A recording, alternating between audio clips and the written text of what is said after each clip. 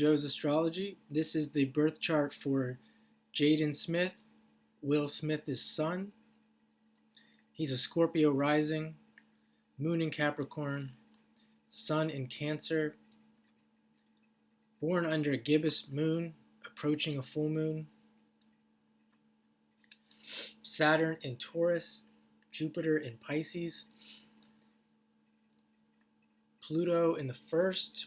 So we have planets are pretty much everywhere. You can see they're scattered all around the chart. And sometimes I envy people who have these types of charts because you could think of it as just as what you're seeing, that they get to get around. And they usually have a lot of various experiences in life. So you could think of, you have a planet in the first, a planet in the second, the third, the fourth, the sixth, the seventh, the eighth, the ninth, and the node in the 10th. So the primary planets, without asteroids or anything else, and the moon's nodes, are almost in every house on the wheel. And someone like Jaden Smith definitely would be getting around and have a lot of various experiences because of the money that he has inherited basically at birth. And I read a little bit about him, and much more interesting character than I thought. I knew he was interesting, but I didn't know that he was as interesting, if not more, than Willow Smith, at least from my perspective. And with the Scorpio rising here, and we see the sun is in the 8th, Mars, the ruler of Scorpio, is in the 8th, and Pluto, the ruler of Scorpio, is in the 1st, a Aries house, and Pluto being in an angular house is very powerful. So this is very much a Plutonian person. As I said, inherited wealth at birth. He's somebody who's interested in the occult. I read that he speaks about conspiracy theories regularly, chemtrails, etc. And also his work with, seems like he does a lot of work with charities and giving money away, which would be a higher level of, or a higher expression of Pluto.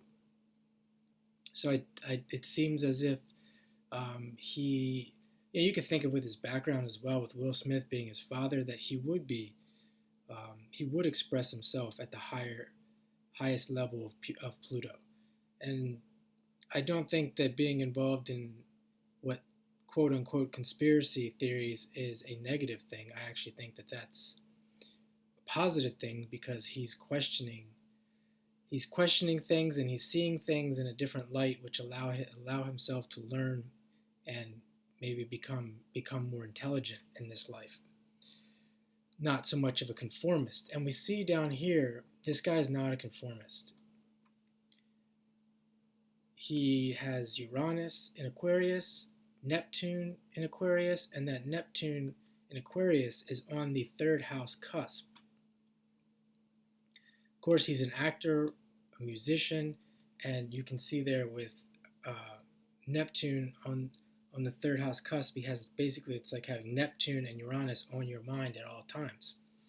And even though he is considered, you could consider him mainstream, he does, if you look at his experiences, does a lot of collaborations with a lot of different unique people, and I would associate that with Aquarius. I don't think he's somebody who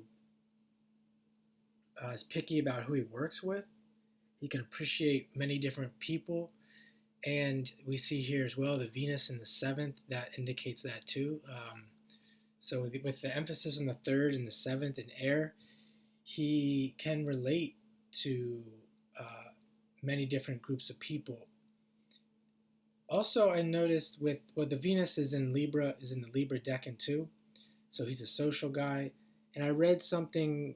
Well, you could definitely say that he probably has luck with relationships with that Venus in the 7th. And being who he is, he'd have to fill his time with relationships because he's not on a set work schedule like most people. Uh, and I read something about him claiming to be non-binary, also saying that he was gay with somebody or something like that. But it said that he was just being sarcastic. But even just the idea of him calling himself non-binary, definitely a air or Venus and air type of expression, and also with that Venus trining Uranus in Aquarius. That doesn't mean that that's the case if you have this kind of aspect, like this Venus Uranus aspect, but at the very least, the person would respect or be open to the idea for other people, uh, rather than discouraging that, or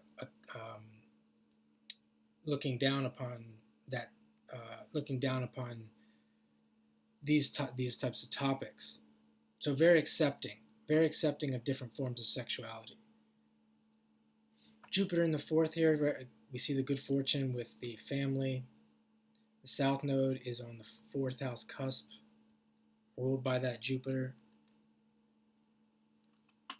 And we also see this, the Mercury, where we talked about I talked about his ability to relate to people. And you'd think Mercury in the ninth, especially, and then in the Sagittarius Decan, trining Pluto, that he would be righteous in his beliefs. But when you see the Neptune in opposition in the third, and all these oppositions, really, it's he has like the ability, he's aware. Again, if it's the chart is operating on good character or a higher level of character, he's aware of both sides of the coin. So he's can appreciate from like a religious standpoint. He can appreciate religion, but then he can also appreciate other forms of beliefs. Third house, Gemini, Venus and Gemini. He can offer his opinion, but he can also appreciate other people's opinions as well.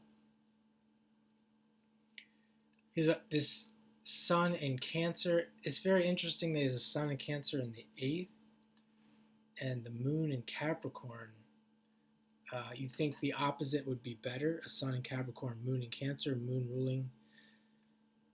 ruling Cancer.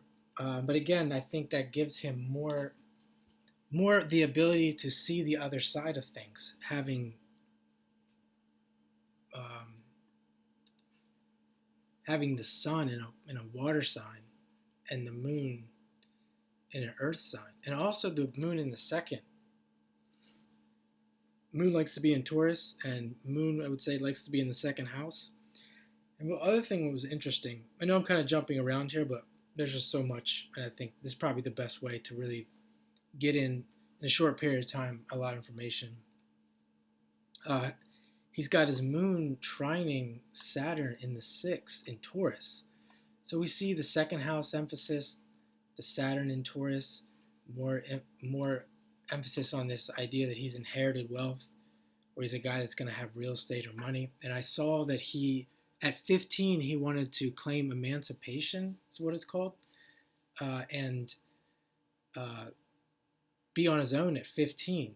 And you see that moon in Capricorn, wanting to take responsibility. That's definitely a Capricorn thing, like wanting to be an adult sooner than later, wanting to get out of the house and have your own and get your own property. And I think he said because at where he is, he gets everything and anything he wants. And even with that Pluto in the first, Mars in Cancer too. Like you would think Mars in Cancer, he's got, for the most part, a good family life, but he, wants to go out on his own. Mars in the 8th, Sun in the 8th, wants to go into the unknown. Again, with that Neptune too, with Neptune on the mind, he wants to travel, wants to explore. And this is an interesting point too that I want to make about this Mars in Cancer, because I'm not sure that it's valid to say that, and this one way kind of proves it. It's not valid to say that because you're born to a family and that you're raised by a certain family or a certain social, can't think of the term, social status, etc. It's not valid to say that that environment always raises you to become that type of person, because you see here this guy, um, with the Mars and Cancer, he's almost creating his own trouble with his family. He's being a rebel in a family that is giving him everything that he needs and everything that he would want, and he's rebelling against that. Aquarius. South Node ruler, Neptune in Aquarius. So this guy has a rebellious, and even the Pluto, the soul of the chart is in Aries. He has a rebellious spirit. And you see that with people. I mean, where does that come from with rich people? Why are their kids, they get everything that they could possibly want, the best schools, etc., and they're rebellious. So, just having a bad, you could say that he's rebellious in a, coming back to like maybe like a higher level of thinking, at a progressive level. I would say that. But I don't want to get too much more into that. He also has a Mars Venus balsamic phase. I have that. Very idealistic, dream life. When it comes to relationships, like lots of relationships with people that you're finishing up. Think of Mars and Venus in relationships. So it could be someone who has lots of different relationships or can relate to a lot of different people in a close, more of a close way than, say, a Mars Venus new phase. And he also has Sun Mars in a balsamic phase. And one more thing, there's lots of inconjuncts here that have to do with the quincux on the Virgo quincux and the Scorpio quincux. And we could definitely see that here with this Pluto-Saturn quincux, the Neptune midheaven quincux, that he has had health issues. That's the Virgo quincux, where I think he's had to become vegetarian. And then even being just, I think I read like celiac disease maybe, having to be health conscious from that standpoint. That's where the Virgo quincux would come from. You see the Saturn in the sixth. That's the Virgo house. He has a North Node in Virgo, ruled by Mercury, and Mercury is moving towards that North Node. So we'll continue to probably have to deal with his health in the future. And then even the Scorpio quincux, he will have to continue as well, I think, to deal with his opinions and how he expresses himself versus the public opinions.